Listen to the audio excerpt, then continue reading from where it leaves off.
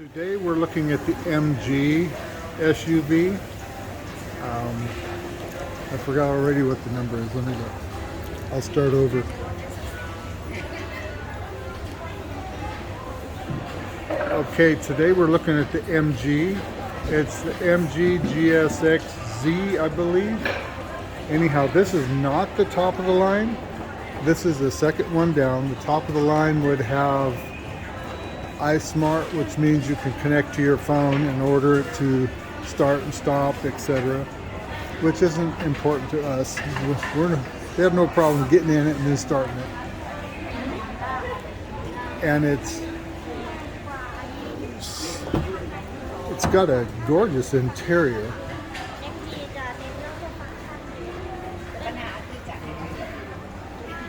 And it has maps that you can connect your phone to.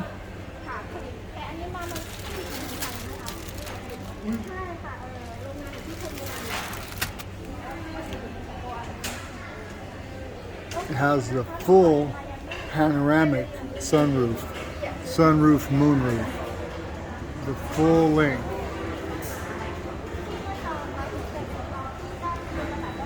This car is 759,000 baht, and we're comparing cars. We're getting a smaller car for Jai that we can both run around town. So this is the MG ZS. It has the 1.5 liter motor and a 6-speed automatic transmission. So I haven't test driven it yet. I did set the seat to where I can drive in it, and I have enough room. It's fine for me.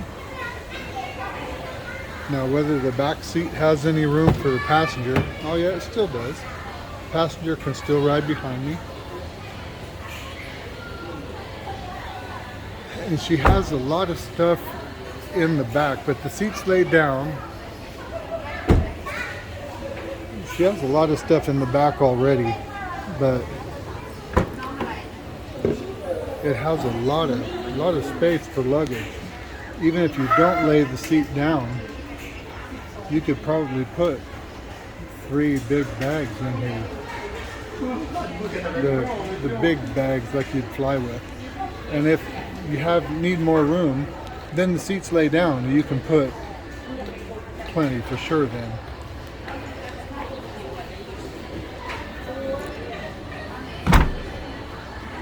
So they classify this as the city SUV, same that they do multiple other smaller SUVs. It's a pretty nice option. We're going to go test drive one and find out what we think.